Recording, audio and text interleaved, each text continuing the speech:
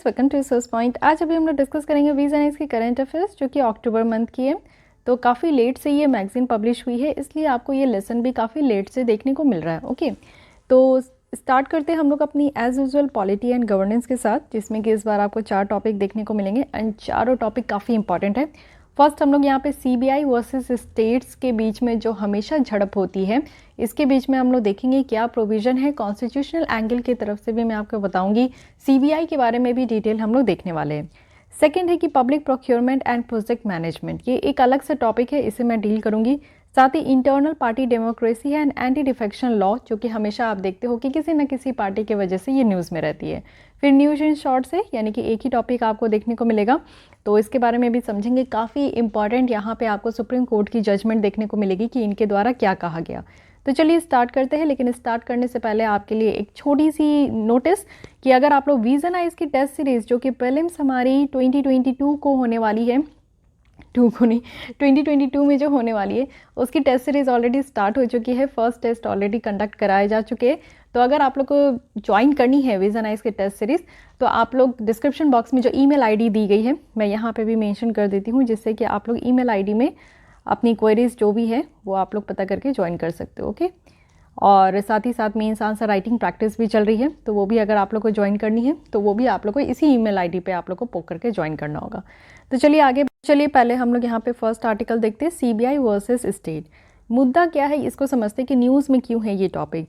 जैसे कि आपको पता है कि जो वेस्ट बंगाल की चीफ मिनिस्टर है, वहाँ की दीदी जी, उनका आप देखो कि वो क्या होता है कि यहाँ पे सेंट्रल गवर्नमेंट के द्वारा एक्चुअली सुप्रीम कोर्ट को कहा गया है कि जो वेस्ट बंगाल गवर्नमेंट है ना, उनके पास ये एब्सोल्यूट पावर नहीं है कि वो सीबीआई को क्राइम को इन्वेस्टिगेट करने के लिए अपने राज्यों में वो रख सकती है। इट मीन्स कि आप देखो कि सीबीआई का तो हमारे पूरे देश में उनका पावर है, साथ ही अगर किसी राज्य में भी इन्वेस्टिगेट करना हो किसी क्राइम को लेकर तो सीबीआई कर सकती है, लेकिन हाँ, राज्य सरकार से, हर एक राज्य सरकार से उनको परमिशन लेनी होगी। बट यहाँ पे कुछ अलग ही सीन चल रहा है। एक समय था जब आप देखते थे कि दीदी जी इंटर करने नहीं देती थी सीबीआई वाले को, लेकिन अभी क्या है कि ऐसा कंप्लेन हो गया है कि वो सीबीआई को यहाँ पे क्राइम इन्वेस्टिगेट करने के लिए काफ़ी हद तक जो है वो अपने राज्यों में रखती है। तो पहले इस बॉडी के बारे में समझते हैं, फिर आपको समझ में आएगा कि एक्चुअली इसके बारे में बातें क्या की जा रही है। ये एक मेन इन्वेस्टिगेशन एजेंसी है सेंट्रल गवर्नमेंट की। ध्यान रखिएगा, हर एक वर्ड आपके लिए काफ़ी इंपॉर्टेंट हो जाती है। सीबीआई इट मीन्स कि यहाँ पे सेंट्रल ब्यूरो ऑफ इन्वेस्टिगेशन, कि यहाँ पे आपका जो है इन्वेस्टिगेट किया जाता है, देखा जाता है, समझा जाता है कोई भी अगर क्राइम हो रही है तो, इसलिए ये सेंट्रल गवर्नमेंट की एजेंसी है। ये आपका इन्वेस्टिगेशन एजेंसी है किसी भी केसेस के लिए जो भी करप्शन से रिलेटेड है या फिर कोई क्रिमिनल्स मतलब कि कोई क्रिमिनल मैटर है तो उससे रिलेटेड है। लेकिन एक चीज़ें याद रखिए कि ये आपका स्टैट्यूटरी बॉडी नहीं है। तो क्या कॉन्स्टिट्यूशनल बॉडी है? तो ये कॉन्स्टिट्यूशनल बॉडी भी नहीं है। देखते ये है क्या। अगर सीबीआई के डायरेक्टर की बात करें तो जो लोकपाल एक्ट 2013 है, उसके द्वारा ये प्रिस्क्राइब किया गया है कि जो सीबीआई के डायरेक्टर है ना, उनको अपॉइंट किया जाएगा एक कमेटी की रिकमेंडेशन के थ्रू। और उस कमेटी में कौन कौन होंगे? तो सबसे पहले उस कमेटी में प्राइम मिनिस्टर होंगे, लीडर ऑफ अपोजिशन होंगे, ठीक है, जो कि यहाँ पे लोकसभा में, और चीफ जस्टिस ऑफ इंडिया होंगे, और सुप्रीम कोर्ट के जज होंगे, जो कि यहाँ पे इनके द्वारा नॉमिनेट किए जाएंगे। तो ये आपकी कमेटी है जिसमें कि ये सारे मेंबर होंगे। तो ये भी याद रखना है, प्राइम मिनिस्टर होंगे क्योंकि लोकसभा के मेजोरिटी पार्टी के लीडर होते हैं, और यहाँ पे आप देखो कि अपोजिशन पार्टी के भी लीडर होने चाहिए। साथ ही हमारे चीफ जस्टिस ऑफ इंडिया होंगे, और इसी के साथ सुप्रीम कोर्ट के एक जज भी होंगे, ठीक है। इन्वेस्टिगेशन प्रोसीजर क्या है? तो सेंट्रल गवर्नमेंट जो है वो सीबीआई को ऑथराइज कर सकती है, यानी कह सकती है कि आप जाइए इस तरीके के क्राइम को इन्वेस्टिगेट कीजिए, वो भी उसी स्टेट में जहाँ पे कंसर्न्ड स्टेट गवर्नमेंट की अगर उनको परमिशन मिल गई है तो। सुप्रीम कोर्ट और हाई कोर्ट ये ऑर्डर करती है सीबीआई को कि आप कुछ जो क्राइम हो रहा है हमारे देश में कहीं पे भी, तो वो इन्वेस्टिगेट कर सकते हैं बिना यहाँ पे राज्यों के कंसर्न से भी। तो देखिए, सीबीआई किसी के बंदिश में नहीं काम करती है, ये इंडिपेंडेंट बॉडी है, और साथ ही साथ सेंट्रल गवर्नमेंट के द्वारा इनको खुला छूट दिया गया है कि कहीं पे भी क्राइम हो रही है तो उसको आप लोग देख सकते हो, इन्वेस्टिगेट करना है तो कर सकते हो, लेकिन जिस राज्य में इंटर कर रहे हो ना, तो एटलीस्ट वहाँ के राज्य सरकार से थोड़ी परमिशन ले लो। बट सुप्रीम कोर्ट और हाई कोर्ट ये कहते हैं कि सीबीआई जैसे बॉडी को कोई ज़रूरत नहीं है राज्य सरकार की यहाँ पे परमिशन लेने की, ठीक है। तो ये दोनों बातें आपको ध्यान रखनी है। अब आते हैं थोड़ा और बैकग्राउंड चलते हैं। यूनियन गवर्नमेंट के द्वारा यहाँ पे रिस्पॉन्ड किया गया, जो कि वेस्ट बंगाल गवर्नमेंट के द्वारा एक सूट फाइल किया गया था यूनियन ऑफ इंडिया के अगेंस्ट में, और वो भी किसका आर्टिकल के तहत? तो आर्टिकल 131 जो कि हमारे इंडियन कॉन्स्टिट्यूशन का है। तो ये आर्टिकल वैसे भी काफ़ी इंपॉर्टेंट है, तो इसके बारे में समझिए कि आर्टिकल 131 में क्या कहा गया है। ये सुप्रीम कोर्ट की ना ओरिजिनल जुरिस्डिक्शन की पावर है। AOG याद रखिएगा कि ओरिजिनल जुरिस्डिक्शन जो है सुप्रीम कोर्ट का, वो पावर यहाँ पे किससे मिला, आर्टिकल 131, जहाँ पे एपेक्स कोर्ट जो है कोई भी डिस्प्यूट होता है, जैसे मान लीजिए कि सेंट्रल गवर्नमेंट और जो एक राज्य गवर्नमेंट के बीच में अगर डिस्प्यूट हो गया, या फिर एक राज्य और दूसरे राज्य के बीच में डिस्प्यूट हो गया, तो ये इस तरीके का जो कला होता है, डिस्प्यूट होता है, इसको यहाँ पे कौन सलाह मशवरा करते हैं, तो सुप्रीम कोर्ट। और ये ओरिजिनल जुरिस्डिक्शन है जो कि आपको आर्टिकल 131 के तहत देखने को मिलेगा। स्टेट के द्वारा भी यहाँ पे चैलेंज किया गया कि जो CBI की जुरिस्डिक्शन है FIR रजिस्टर करने का, इन्वेस्टिगेशन कंडक्ट करने का स्टेट में, तो ये काफ़ी केसेस में हम लोग देख चुके हैं। वहीं अगर वेस्ट बंगाल के द्वारा देखा जाए तो उनके द्वारा कहा गया है कि जो जनरल कंसेंट है CBI का 2018 में, ये विड्रॉ कर लिया गया। और CBI की एक्शन जो थी ना, वो ऐसा लग रहा था कि जो हमारे गवर्नेंस की फेडरल स्ट्रक्चर है उस पर अटैक कर रही है, क्योंकि आप देखो कि सेंट्रल गवर्नमेंट के अधीन आपको जो है स्टेट गवर्नमेंट देखने को मिलेगा, लेकिन ऐसा नहीं है कि पूरी तरीके से सेंट्रल गवर्नमेंट जो है स्टेट गवर्नमेंट को कंट्रोल करती है। स्टेट गवर्नमेंट का भी अपना ही पावर है और सेंट्रल गवर्नमेंट के पास भी अपना ही पावर है। तो CBI जिस तरीके से काम कर रही है, तो उस हिसाब से वेस्ट बंगाल के गवर्नमेंट के द्वारा कहा गया था कि ये फेडरल जो फीचर है हमारे देश का, उसको यहाँ पे सेपरेशन ऑफ पावर है, इसको यहाँ पे ये कहीं ना कहीं इस पे अटैक हो रहा है। 8 स्टेट है जिनके द्वारा विड्रॉ कर लिया गया CBI की कंसेंट। तो ये कौन कौन से राज्य हैं, महाराष्ट्र, पंजाब और राजस्थान जैसे कुछ शहर हैं। तो इससे क्या हुआ ना कि कुछ क्लैशेस अराइज हो गई कि कोऑपरेटिव फेडरलिज्म को लेकर कहा जा रहा था। जब नीति आयोग को क्रिएट किया गया था 2015 में, तब ये कहा गया था कि यहाँ पे कोऑपरेटिव फेडरलिज्म का फंडा को लेकर हम लोग आगे बढ़ेंगे। फेडरलिज्म कहने का मतलब है कि आप देखते हो कि सबको ही मिलजुल के काम करो। इट मीन्स कि यहाँ पे सेंट्रल गवर्नमेंट के पास अलग पावर है, स्टेट गवर्नमेंट के पास अपनी पावर है, ठीक है। इवन आप देखो कि 7th शेड्यूल में जाओगे तो इसमें बाकायदा आपका डिवाइड भी कर दिया गया कि कौन कौन से ऐसे सब्जेक्ट है जिसमें कि सेंटर में पार्लियामेंट कानून बनाएगी और कौन कौन से ऐसे सब्जेक्ट है जिसमें स्टेट में स्टेट लेजिस्लेचर कानून बनाएंगे। तो कोऑपरेटिव फेडरलिज्म का फंडा को यहाँ पे अपनाने की बात की गई है। और अभी हमें बहुत ज़्यादा ज़रूरत है कि हम लोग फेडरल सिस्टम की जो फंक्शनिंग है ना, उसको स्मूथ तरीके से लेकर चले। तो यही सारी बातें यहाँ पे की जा रही है। साथ ही आप देखो कि CBI की इश्यूज़ जो है वो तो रहती ही है, जिसमें कि हम लोग कई बार देखें कि सेंट्रल और स्टेट गवर्नमेंट के बीच में जो झड़प हो जाती है। इसके अलावा भी आप देखो कि सेंट्रल रन जो स्कीम्स होती है, जिसे हम लोग सेंट्रल सेक्टर स्कीम कहते हैं, कि सेंट्रल गवर्नमेंट जो है 100% फंड उसमें देती है और कहती है स्टेट गवर्नमेंट को कि वो उसको फॉलो करे। बट कुछ राज्य है जो कि रेसिस्ट हो जाते हैं और वो उसको कहते हैं कि वो फॉलो नहीं करेंगे। तो प्रॉब्लम यहाँ पे भी देखने को मिलता है। साथ ही साथ आप देखो कि GST का जो इम्प्लीमेंटेशन हुआ, तो इससे स्टेट गवर्नमेंट को काफ़ी ज़्यादा लॉस झेलनी पड़ी। बहुत सारे स्टेट गवर्नमेंट है जिनकी revenue as per the requirement और जितनी पहले होती थी उस हिसाब से उनकी कलेक्शन नहीं हो पा रही थी, तो वो भी बात है। और सेंट्रल गवर्नमेंट अभी तक कॉम्पेंसेशन नहीं दिए। साथ ही सेंट्रल एजेंसीज़ के द्वारा, जैसे कि इन्फोर्समेंट डायरेक्टरेट हो गए, NCB हो गई, जो कि आज की भी डेट में आप देख रहे हो कि काफ़ी ज़्यादा एक्टिव है, तो इसके कारण भी राज्य सरकार को काफ़ी ज़्यादा प्रॉब्लम झेलने को मिल रहा है, ठीक है। तो ये एक झड़प है। उसमें आप देखो कि CBI और जो वर्सेस स्टेट का क्या इम्पैक्ट हो रहा है। तो सबसे पहले पॉलिटिक्स देखने को मिल रही है। हमारे यहाँ पे जो फेडरलिज्म का फंडा है, जिसमें कि हम लोग कहते हैं कि हाँ सेंट्रल गवर्नमेंट स्टेट गवर्नमेंट को अलग अलग पावर है, बट इसके ऊपर भी पॉलिटिक्स की जा रही है। इम्पैक्ट देखने को मिल रहा है कि राज्य जो है वो अपनी फंक्शनिंग सही तरीके से नहीं कर पा रहे, और जो इन्वेस्टिगेशन है वो कहीं ना कहीं इम्पैक्ट होता है। देखिए, कहीं पे भी क्राइम हो रही है तो सबसे बड़ी बात होती है कि उसको इन्वेस्टिगेट करना, कौन यहाँ पे रियल विक्टिम है और कौन यहाँ पे रियल कल्प्रिट है, उसको पता करना बहुत ज़्यादा ज़रूरी है। लेकिन यहाँ पे क्या होता है कि ये जो केसेस होती है ना, क्रिमिनल केसेस होती है, इससे ज़्यादा इंपॉर्टेंट मुझे लगता है कि स्टेट और सेंट्रल गवर्नमेंट जो है आपस में भिड़ने में ज़्यादा टाइम इन्वेस्ट करते हैं। तो इम्पैक्ट कहीं ना कहीं इन्वेस्टिगेशन का भी होता है। अब कहा जा रहा है कि जो फेडरलिज्म है, इसकी क्या क्या एस्पेक्ट है जो कि अफेक्ट होती है CBI वर्सेस स्टेट के टसल के कारण। कई बार हम लोग देखते हैं कि ये दोनों आपस में ही लड़ जाते हैं, तो इससे क्या प्रॉब्लम अराइज होती है। सबसे पहले पुलिस। 7th शेड्यूल में, जैसे कि मैं बताई कि 3 लिस्ट बाकायदा दिया गया है। सेकेंड लिस्ट है जिसमें कि पुलिस को एक स्टेट सब्जेक्ट बनाया गया है, ठीक है, और इसमें एक्सक्लूसिव डोमेन रखा गया है राज्य को कि वो कानून बना सकते हैं इस पुलिस सब्जेक्ट को लेकर। लेकिन वहीं आप देखोगे कि Delhi special police establishment act 1946 है, जिसके तहत CBI को एस्टैब्लिश किया गया है। और ये कहा जा रहा है कि यहाँ पे एक तो पुलिस जो है वो सेंट्रल स्टेट गवर्नमेंट के अंदर आती है, लेकिन जो CBI है वो सेंट्रल गवर्नमेंट के अंडर में आती है, जो कि एक सेंट्रल एजेंसी कहा जाता है कि वो यहाँ पे जैसे पुलिस काम करती है ना, वैसे ही आपको CBI भी देखने को मिलता है कि CBI को भी अरेस्ट करने का पावर है, CBI भी FIR रजिस्टर करती है। तो सारे काम जो पुलिस करते हैं वही CBI करती है। तो ऐसा क्यों है हमारे देश में कि CBI को यहाँ पे सेंट्रल गवर्नमेंट के अंदर रखा गया और पुलिस को स्टेट लिस्ट के अंदर रखा गया। तो ये पहला मुद्दा आता है हमारा टसल का। उसी में आप देखो कि यहाँ पे जो Delhi special police establishment act 1946 है, इस एक्ट के का ये एक दो सेक्शन है, सेक्शन 5 एंड 6, जो कि यहाँ पे पावर और जुरिस्डिक्शन को डील करता है कि यहाँ पे जो स्पेशल पुलिस इस्टेब्लिशमेंट हो रही है दूसरे एरिया में, और जहाँ पे भी स्टेट गवर्नमेंट की कंसेंट से अगर ज़रूरत है तो वहाँ पे भी स्पेशल पुलिस इस्टेब्लिशमेंट होगी, तो उसकी क्या पावर होगी, उसकी क्या जुरिस्डिक्शन होगी, उसको एक्सटेंड किया जाता है अंडर द सेक्शन 5 एंड 6 के तहत। तो सेक्शन 5 और 6 जो है ये भी आपको याद रखना है इस कानून का। सेकंड यहाँ पे प्रॉब्लम होता है general consent for the CBI. अगर हम लोग इस कानून के तहत देखें, Delhi special police establishment act, तो यहाँ पे सीबीआई जो है ना, इसको मैंडेटरी रखा गया है कि वो यहाँ पे स्टेट गवर्नमेंट के तहत जो है वो कंसेंट लेंगे अगर उनको उस स्टेट में कुछ क्राइम हुआ है उसको इन्वेस्टिगेट करना है तो।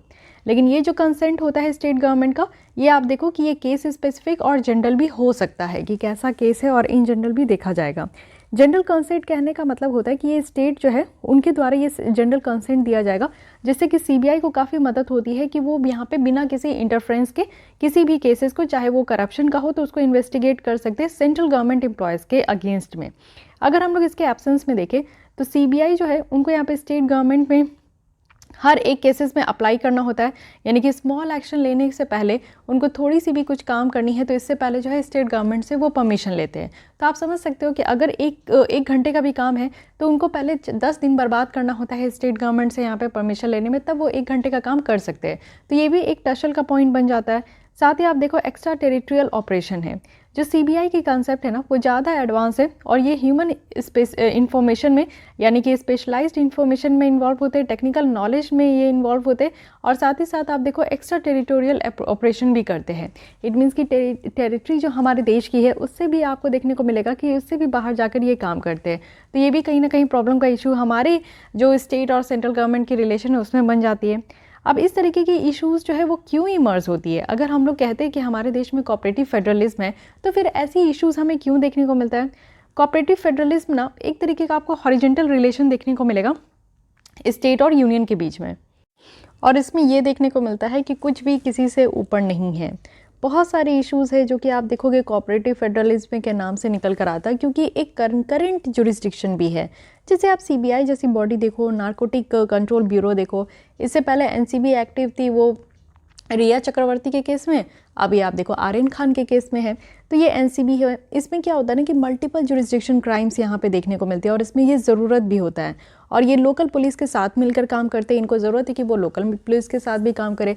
तो यहाँ पे क्या होता है कि कई बार आप देखोगे कि सेंट्रल और स्टेट गवर्नमेंट को यहाँ पे मिलकर काम करना होता है, बट नहीं देखने को मिलता है। सेकंड की पावर जो है वो सेंटर के पास ज़्यादा है। एट लास्ट आप देखोगे कि कोई भी चीज़ हो, कोई भी सब्जेक्ट हो, उसमें लास्टली पावर कहाँ चला जाता है? तो सेंट्रल गवर्नमेंट के पास। अब आप देखो 3 जो फार्म बिल्स था उसको अभी यहाँ पे रिपील किया गया, तो आप देखो एग्रीकल्चर भी जो है हमारा स्टेट लिस्ट के अंदर है, लेकिन कहीं से आप देखो कि एंट्री 33 हो गया और एंट्री 17 हो गया।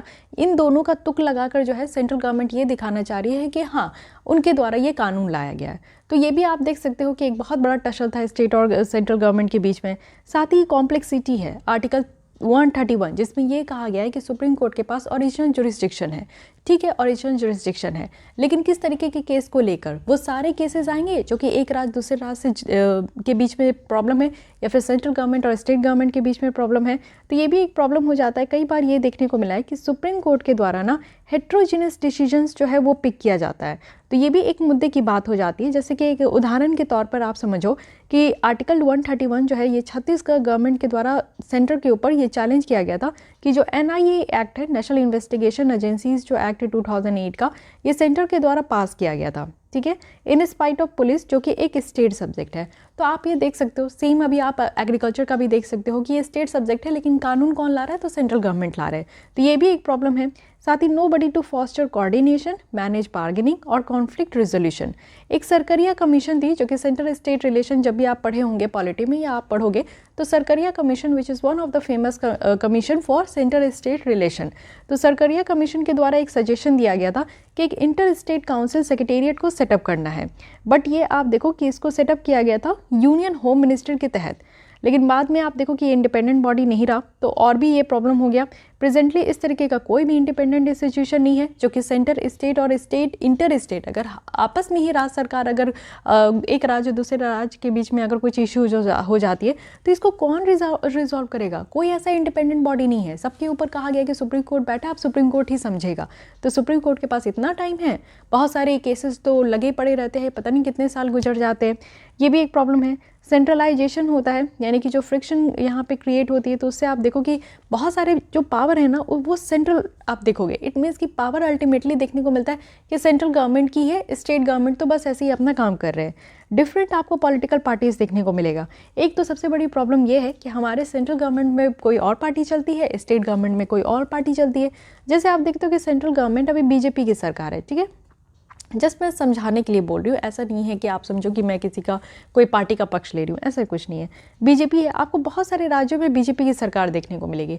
अब आप इसके अलग आ जाओ, वेस्ट बंगाल में आप देखो कि दीदी है, कभी इनको अच्छा लगा तो सीबीआई को सेंट्रल गवर्नमेंट का बात मान लेती है, अधिकतर तो ये बात नहीं मानती है।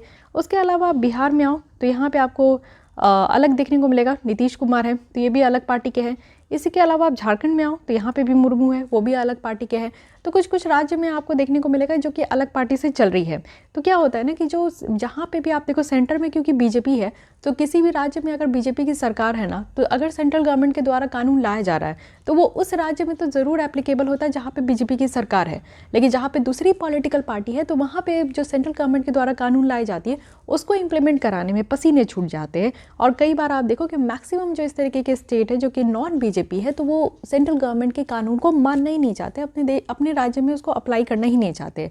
तो ये कुछ यहाँ पे आपको डिफरेंसेस देखने को मिलेंगे, कुछ इश्यूज है जिसके कारण हम लोग कोऑपरेटिव फेडरलिज्म का केस देख रहे हैं। वे फॉरवर्ड में कहा जा रहा है कि हमें ट्रांसपेरेंट और कोऑर्डिनेशंस लेकर आना होगा स्टेट और सेंटर के बीच में, क्योंकि आज के भी डेट में हम लोग सीबीआई की जो झड़प देख रहे हैं, सीबीआई वर्सेस स्टेट तो कह देते हैं, लेकिन इसके पीछे आपको सेंट्रल वर्सेस स्टेट देखने को मिलेगा। तो हमें ज़रूरी है कि सेंट्रल गवर्नमेंट और स्टेट गवर्नमेंट मिलकर काम करे, तो एक ट्रांसपेरेंसी की ज़रूरत है। साथ ही सजेशन जो सेंटर स्टेट रिलेशन कमेटी के द्वारा दिया गया था, 2 कमेटी काफ़ी इंपॉर्टेंट है, इनकी रिकमेंडेशन आप लोग ज़रूर पढ़ लीजिएगा और थोड़ा बहुत हो सके तो याद भी कीजिएगा।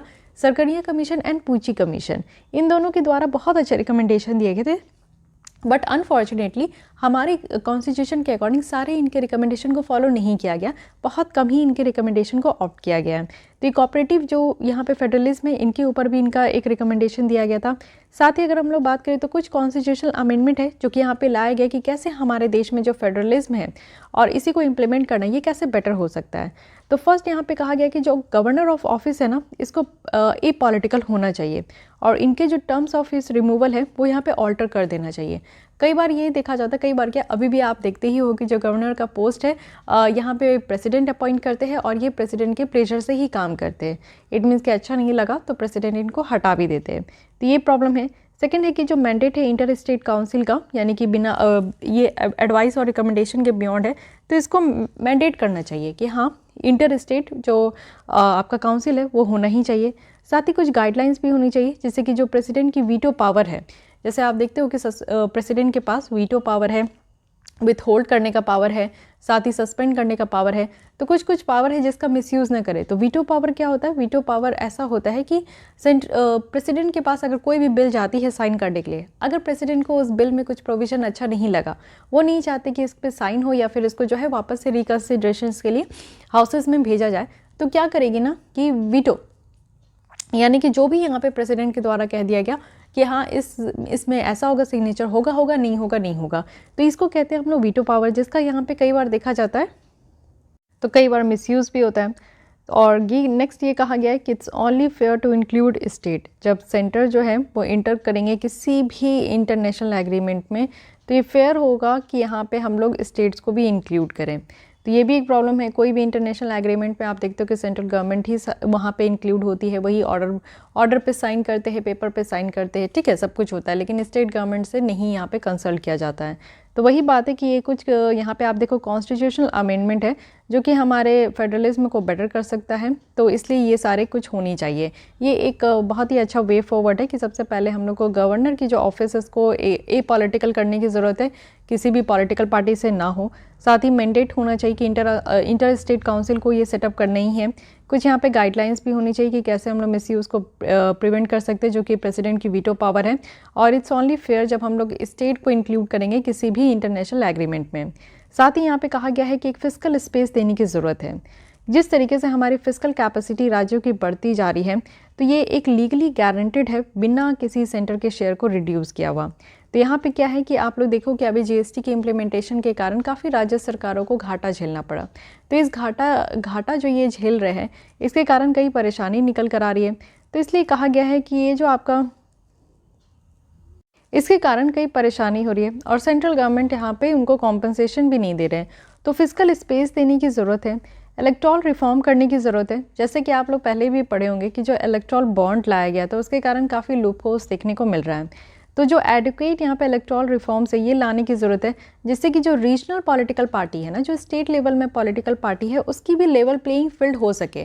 क्योंकि हम लोग रिकॉग्नाइज करते हैं सिर्फ बीजेपी को, जो कि यहाँ पे सेंट्रल गवर्नमेंट की यहाँ पे सरकार है, पॉलिटिकल पार्टी जो कि आज के डेट में रन कर रही है। बट हर एक राज्य में आपको देखने को मिलेगा कि मैक्सिमम राज्यों में अलग अलग सरकार होती है पॉलिटिकल पार्टी की, लेकिन उनकी ज़्यादा चलती नहीं है। तो level playing field it means कि इक्वालिटी देना है सारे तरीके के यहाँ पे पॉलिटिकल पार्टीज़ को। कुछ यहाँ पे स्पेसिफिक रिकमेंडेशन भी दिया गया है सीबीआई जैसे बॉडी के लिए कि यूरोपियन प्रिंसिपल ऑफ यहाँ पे सब्सिडियरिटी को फॉलो करना चाहिए। जैसे कि एक डेफिनेट ग्रुप यहाँ पे बनाने की ज़रूरत है, जिसमें कि स्टेट गवर्नमेंट जो है वो जनरल कंसेंट और जो ट्रांसफ़र केसेस होती है सीबीआई की, उसको रेस्ट्रिक्ट करने की ज़रूरत है कि जो हाई लेवल यहाँ पे इन्वेस्टिगेशन है, इससे काफ़ी मदद हो पाएगा और जो सेंट्रल और स्टेट गवर्नमेंट के बीच में जो फ्रिक्शन है वो कम हो पाएगी।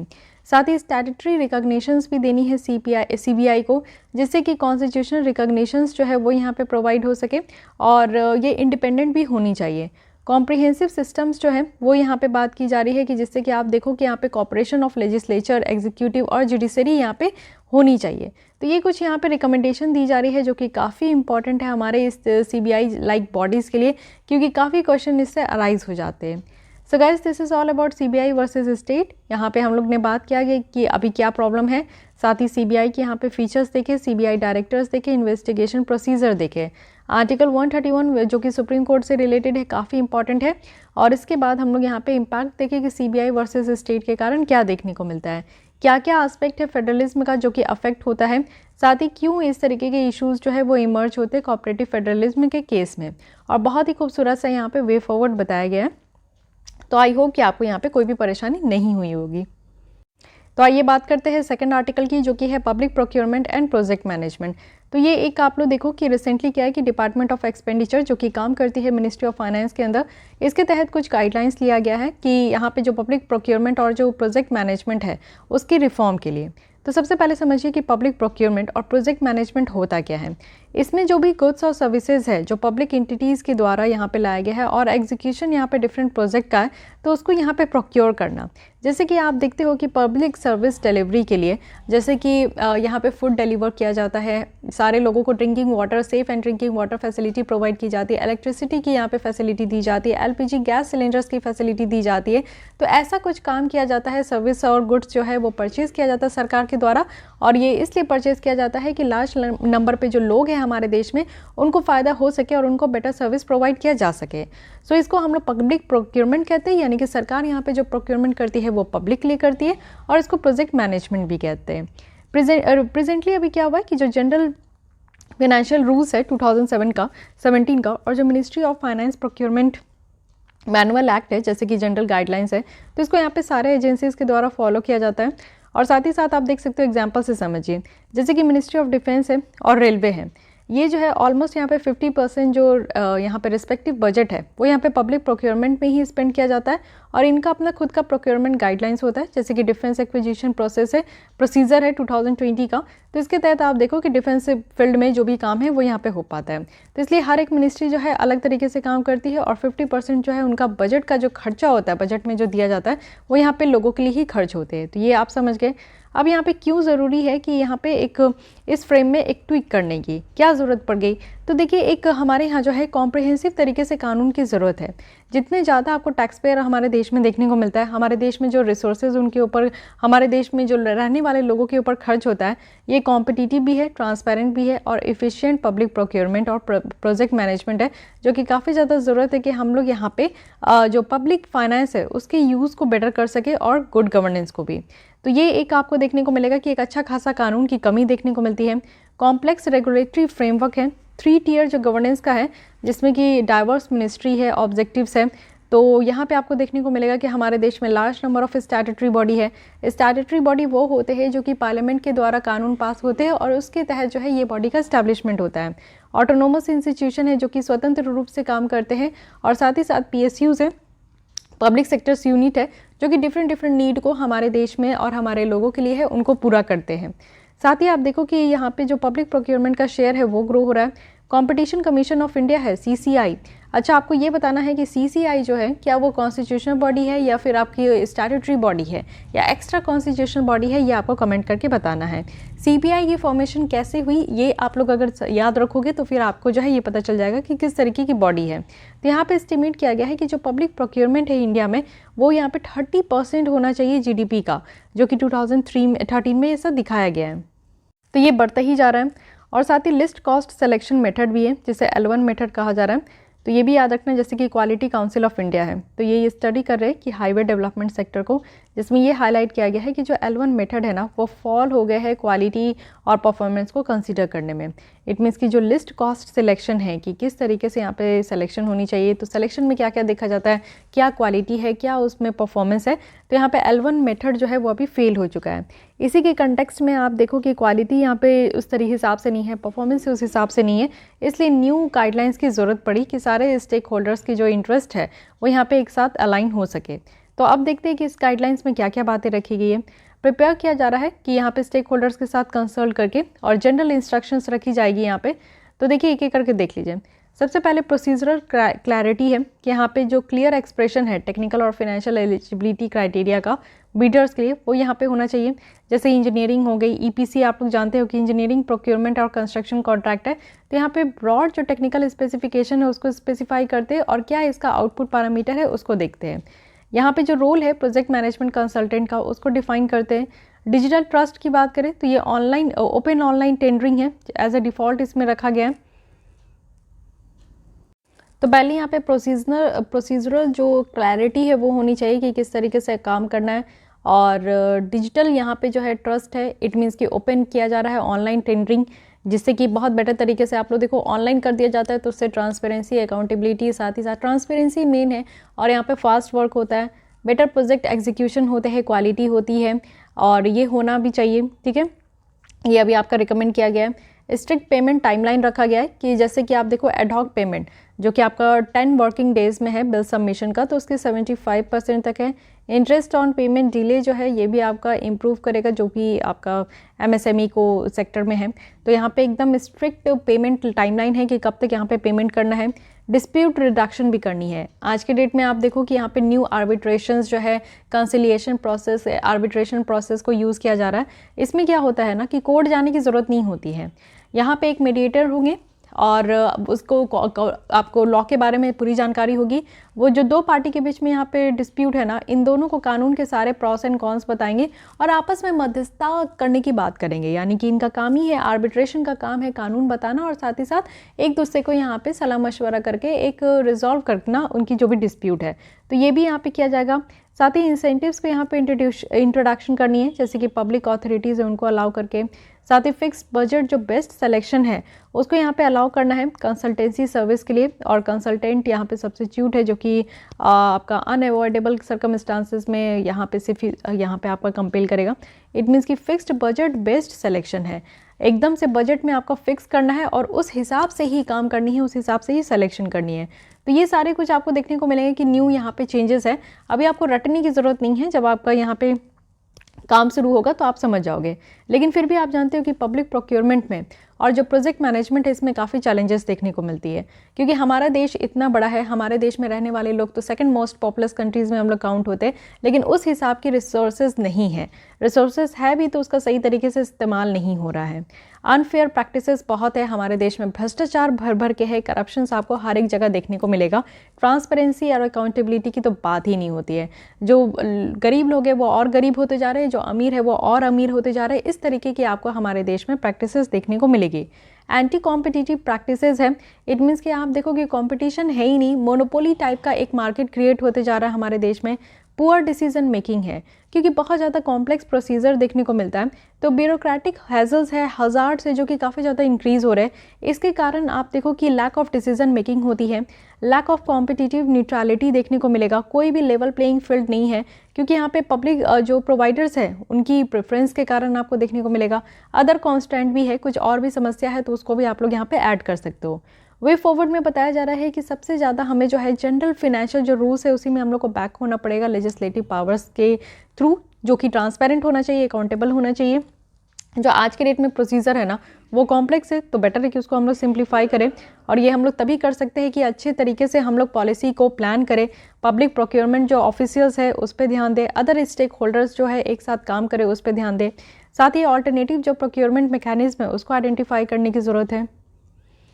साथ ही ऑल्टरनेटिव यहाँ पे प्रोक्योरमेंट मैकेनिज्म देखने की ज़रूरत है। जैसे कि आप देखो कि जेम पोर्टल बनाया जा रहा है, गवर्नमेंट ई मार्केटिंग पोर्टल यहाँ पे बनाया गया है कि अब क्या है कि जो प्रोक्योरमेंट किया जाता है वो ऑनलाइन भी यहाँ पे हो सकती है, तो इस पर भी ध्यान देने की ज़रूरत है। साथ ही आप देखो कि राइट टू नो का अधिकार, इट मीन्स कि आप देखते हो कि RTI यहाँ पे आपका फाइल किया जाता है, जैसे कि राइट टू इन्फॉर्मेशन का अधिकार है, तो राइट टू नो का भी अधिकार है कि आप यहाँ पे आपका जो भी प्रोसीजर है वो लोगों तक पता चलना चाहिए। ठीक है, क्लोज कोऑर्डिनेशन हो, जैसे कि आप देखो कंपटीशन कमीशन ऑफ इंडिया और सरकार हो, डिफरेंट डिपार्टमेंट है, PSU है, इनके बीच में एक अच्छा खासा कोऑर्डिनेशन होना चाहिए। पीरियोडिक अवेयरनेस और ट्रेनिंग की ज़रूरत है, जो प्रोक्योरमेंट ऑफिशियल्स है ना उनके बीच में एक अच्छा खासा ट्रेनिंग हो, पीरियोडिक अवेयरनेस हो, तो ये सारे एस्पेक्ट जो पब्लिक प्रोक्योरमेंट में करनी है वो सारी चीज़ें यहाँ पे होनी चाहिए। So these are the way forward. But इसके अलावा आप देखो कि यहाँ पे गवर्नमेंट प्रोक्योरमेंट का जो कुछ फंडा है, कुछ यहाँ पे प्रोसीजर है, कुछ रूल्स रेगुलेशन है जो कि WTO एग्रीमेंट के तहत भी इसको देखा गया है। तो ये कहा जाता है कि WTO एग्रीमेंट जो कि गवर्नमेंट प्रोक्योरमेंट के ऊपर है, तो ये प्लूरीलैटरल एग्रीमेंट है। इट मीन्स कि यहाँ पे आपके नंबर ऑफ जो WTO मेंबर्स है उनके ऊपर अप्लाई होता है, ना कि सारे कंट्रीज़ पे अप्लाई होता है। तो यहाँ पे बात किया जाता है कि एक ओपन होना चाहिए, खुले में होना चाहिए, फेयर हो। फेयर कहने का मतलब है कि किसी के साथ गलत नहीं हो, हर एक को इक्वल तरीके से ट्रीट करे, ट्रांसपेरेंट कंडीशन हो, कंपटीशन का, वो भी गवर्नमेंट प्रोक्योरमेंट मार्केट में, जहाँ से सरकार जो है कुछ गुड्स और सर्विसेज को खरीदती है और फिर उसके बाद जो है हमें यहाँ पे प्रोवाइड करती है, तो उस जगह पे एक अच्छा ट्रांसपेरेंट, फेयर और ओपन कंपटीशन होना चाहिए। साथ ही नेशनल ट्रीटमेंट की गारंटी हो, नॉन डिस्क्रिमिनेशन की भी गारंटी हो कि जो यहाँ पे सप्लायर्स जो है वो पार्टी को दे रहे हैं उसमें भी एक गारंटी होना चाहिए। लेकिन आपको याद होना चाहिए कि India is not a party, but एक ऑब्जर्वर हम लोग गवर्नमेंट रहे हैं 2010 से WTO agreement on government procurement, तो इसलिए हम लोग यहाँ पे जो है काम कर रहे हैं। तो हम लोग इसके पार्टी नहीं है, तो इसलिए ये भी बातें आपको ध्यान रखनी है, जो कि बहुत ही ज़्यादा ये एक सेंसिटिव इन्फॉर्मेशन है। अगर आप लोग इस पर ध्यान नहीं दोगे तो कहीं ना कहीं चुक जाओगे। अब देखो पब्लिक प्रोक्योरमेंट जो फ्रेमवर्क है इंडिया में, इसमें आपका डिवीजन किया गया है। इट मीन्स कि कॉन्स्टिट्यूशनल प्रोविजन क्या है, लेजिस्लेटिव प्रोविजन क्या है कानून बनाने का, एडमिनिस्ट्रेटिव गाइडलाइंस भी दी गई है, कुछ कानून ऑलरेडी है उसको फॉलो किया जा रहा है, ओवरसीयर्स यहाँ पे दिया गया है।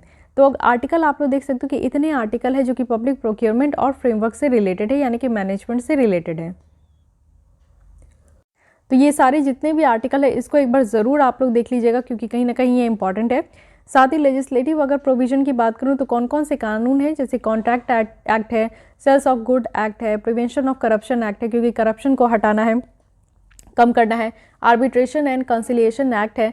ये इसलिए है क्योंकि देखते हो डिस्प्यूट रिजोल्यूशंस का भी यहाँ पे फंडा रखा गया है, तो आर्बिट्रेशन और कंसिलिएशन, ठीक है। और साथ ही साथ आप देखो कंपटीशन एक्ट भी है, क्योंकि कंपटीशन को यहाँ पे हेल्दी रखना है, लेवल प्लेइंग फील्ड यहाँ पे लेकर आना है। CVC है, और साथ ही प्रोक्योरमेंट एक्ट है, वो भी स्टेट लेवल में। तो ये सारी बातें आपको ध्यान रखनी है। तो public procurement and public project management, इसमें भी जो भी बातें हम लोग किए हैं इसको थोड़ा ध्यान रखिएगा। सबसे ज़्यादा इंपॉर्टेंट जो है वो WTO के एग्रीमेंट और गवर्नमेंट प्रोक्योरमेंट है, क्योंकि WTO की जितनी भी यहाँ पे प्रोसीजर है, इसमें जो भी फीचर्स है उससे रिलेटेड UPSC हर बार क्वेश्चन पूछती है। तो आई थिंक कि इस बार आप इससे नहीं चुकेगी, इससे ज़रूर उनके द्वारा क्वेश्चन पूछा जाएगा। ओके, सो गाइज आज के लिए बस इतने ही। 2-3 आर्टिकल और बचे हैं जिसको मैं नेक्स्ट लेसन में आपके साथ कंप्लीट करूँगी। एज यू नो कि मैं ज्वाइन कर ली हूँ, इसलिए थोड़ा सा टाइम की इश्यूज़ हो रही है, बट कोई ना, लेसन आपको मिलते ही रहेंगे। जितना मुझे टाइम मिलता है मैं उसी के अकॉर्डिंग आपको, अगर छोटे वीडियो भी होते हैं तो वो भी आपको प्रोवाइड करूँगी। इसके लिए आपको टेंशन लेने की ज़रूरत नहीं है, ठीक है। तो चलिए मिलती हूँ मैं कल इसी टाइम पे। आज के लिए बस इतना ही। अगर आपको लेसन अच्छी लगती है तो लाइक कीजिए, हमारे चैनल के साथ जुड़े रहिए, क्योंकि आप लोग को मैक्सिमम टाइम में यहाँ पे लेसन्स देखने को मिलेंगे।